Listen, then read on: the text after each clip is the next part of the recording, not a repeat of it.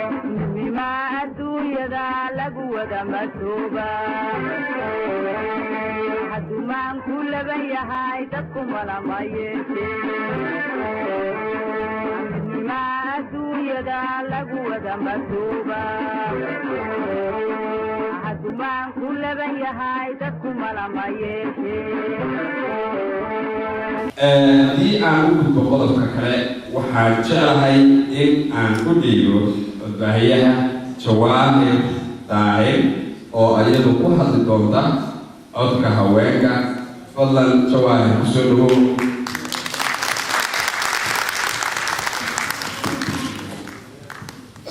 بسم الله الرحمن الرحيم السلام عليكم ورحمة الله وبركاته مروي مغنيال waxaan filayaa wixii aan oran lahaa waa xasan cada uga hor qaatay marka waxba igu horeeyay baan u malaynayaa yani runtii marka la fiiriyo dhibaatada ka jirta Soomaaliya ma aha wax inagu cusub ma aha waa wax yani qof kasta oo Soomaaliya iyo aan Soomaaliya ahaynba uu ka warqabo yani dhibaatadaas marka fiirisid dadka ugu tirada badan ay saameynta xoog leh ku samaysay waa dumarka iyo carruurta weeyaan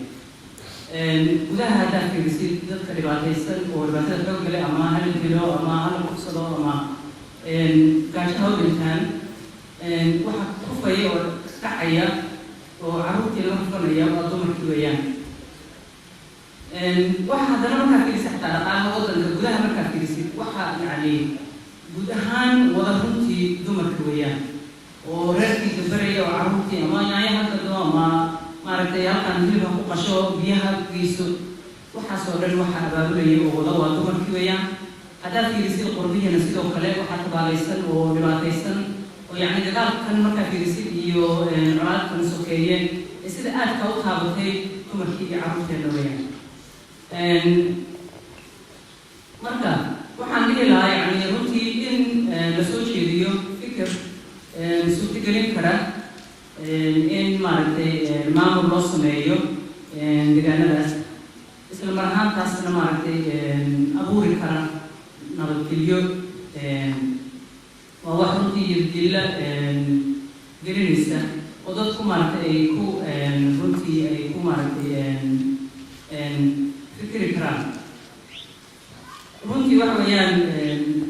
dhibaatada ugu taagan oo dee waddanka haysta waa nabadgelyo la-aan dhan kasta marka la fiiriyo haddii marka maamul yimaado maamul maaragtay yani la aqoban yahay oo dadku wax ka maqlayaan oo wax fulin kara waxaa imaanaysa markaa sidii hore yani uu xasan u sheegayba waxaa imaanaysa in bulshadii loo adeego waxaa imaanaysa dumarkii carruurtii inay caafimaad helaan iyo waxbarasho helaan iyo biyo helaan caafimaad qaba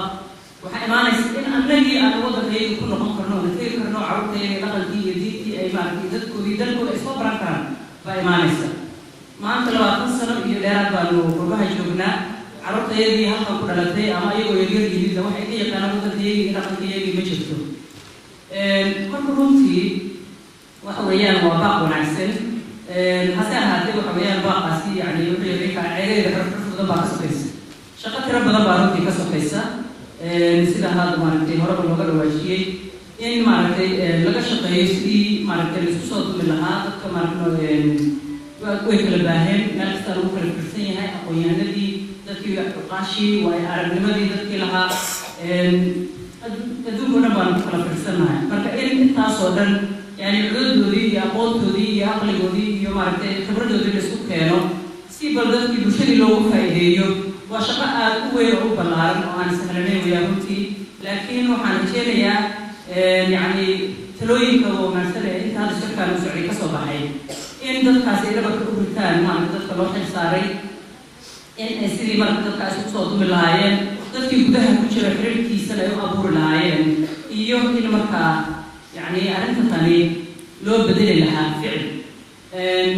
yani qofku markuu rabo inuu sameeyo isbedel yani fikir baa yimaada fikirkaas marka wuxuu markaa uu noqon karaa mid mardhaliya markii loo bedelo ficil markii loo bedelo marka waxaan rajeynayaa inuu noqdo fikirkani fikir aan yani ku ekaanin maaragtay caadifad iyo يعني القيادة إن هيسا وآه يعني عبادة إن كابتة مع العروض dumarka iyaga iyo qoysaskeena oo dhan meel kasta ku saamaysay inaysan ku ekaanin oo uu noqdo mid yani sidaas 13 nin maaragtay Israel waddanka oo dhan gumaysiga ka xoreeyay oo maaragtay magac weyn u soo jiiday inuu noqdo mid miradhaliya maaragtay dadkana macna wanaagsan u samayn kara mustaqbalka. Wassalaamu calaykum warahmatullahi qadarkii aan marti sharafta ayagoo codkooda aan siin lahayn marti sharafta hal ayaan ugu yeeri doonaa waa soo bandhigay saaxiibadii wixii ay muddada dheer ku jireen waxaa la rabaa codkiina idinkuna inaad kaga hadashaan meeshan aan u yeero marka ugu horeysa xildhibaan ka tirsan xildhibaanada Soomaaliya baarlamaankeeda waa xildhibaan Saciid Cali Shire xildhibaan Saciid Cali Shire fadlan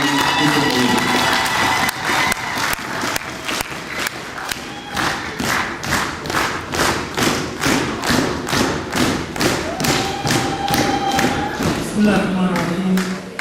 الحمد لله والصلاة والسلام على رسول الله وعلى آله وأصحابه ومن والاه. كان صاحبك محمد حاشي وقاسك وشرفتك له ضمانتي السلام عليكم ورحمة الله وبركاته. وحين مقضى وجيه بدن أو خصوص لستر مركب الحمد لله يا أبو هريرة صلوات لستر ومقالة تاريخية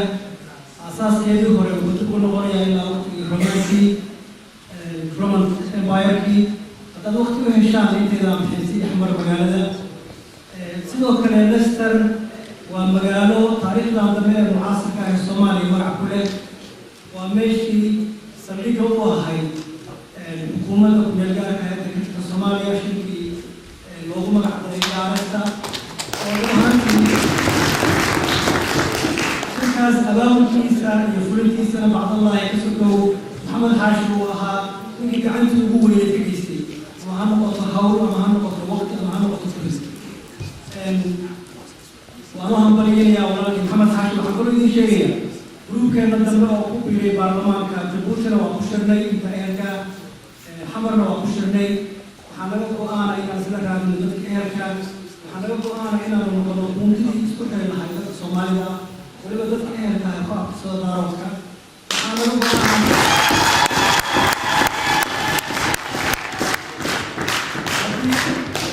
لكن وضيع شبر على حيث حلف إلى مترترنا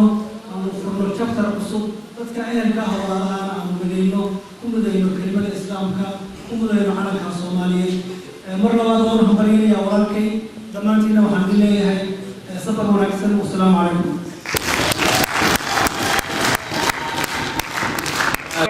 بما الدنيا ذا لقوة مكتوبة حد ما كل بيا هاي تكم ولا ما يشي بما الدنيا ذا لقوة مكتوبة